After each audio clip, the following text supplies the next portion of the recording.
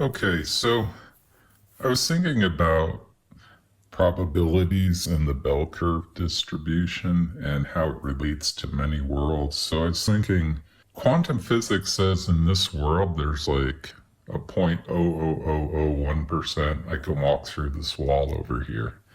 So there's some probability that that will happen, but I was wondering, what if that probability that it will happen is just describing a different world where that's already happening?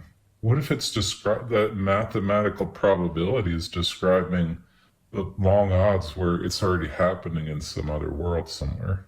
So I drew a bell curve here and I said walk wall, walk through wall. I just didn't want to write all that. Plus I didn't have space.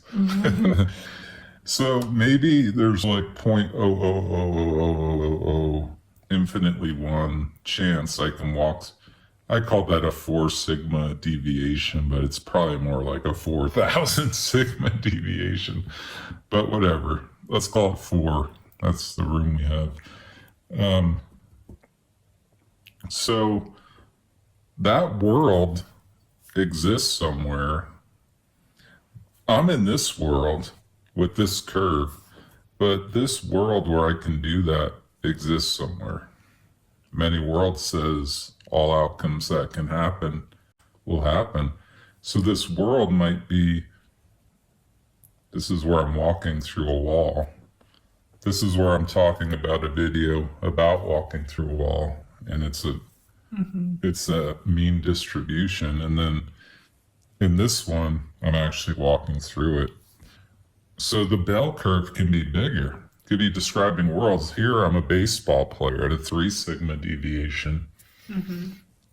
I think there's like 10 to 12,000 baseball players in the history of the game. It's something absurdly low. You think it's way more, but I want to say it's under 12,000. I don't know. I could be way wrong, but I think it is. So that's still long odds. So let's say that's a 3 sigma. Well, here I'm a baseball. I'm still talking about being a baseball player here, but here I'm actually one. And what this number is showing on the curve is the probability of this world existing. And this one, I'm a pro musician. That's probably a little easier than a baseball player. So that's, I don't know, wherever, somewhere I'm that. Here I'm an office worker. That's because probably blue collar worker is probably number one. So like a 1 deviation is probably an office worker, you know? So that you're starting to describe the world you're in. So I'm an average guy with an average job and all that. And so I'm like in this world, but there's some world where I'm a baseball player. Right. And I think this curve might be describing the odds of that in this world that I'm in.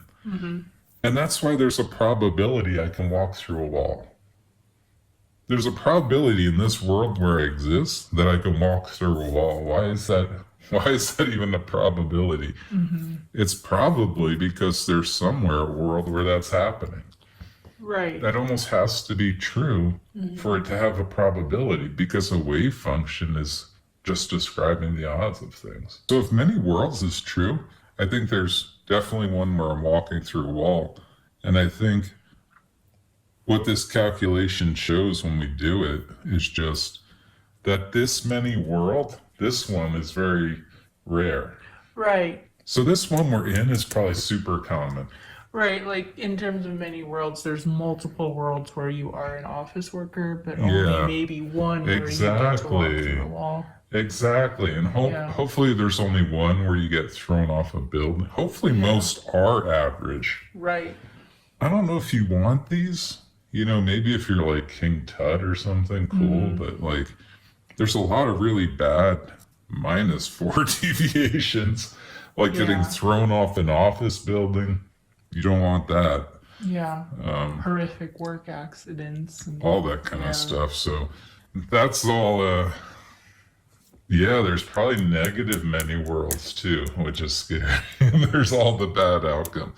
But anyway, that gets outside this. Let's just say, I think it's giving us an insight that many worlds exist. I think the fact that quantum says that this is possible is giving us insight. It's describing that many worlds exist.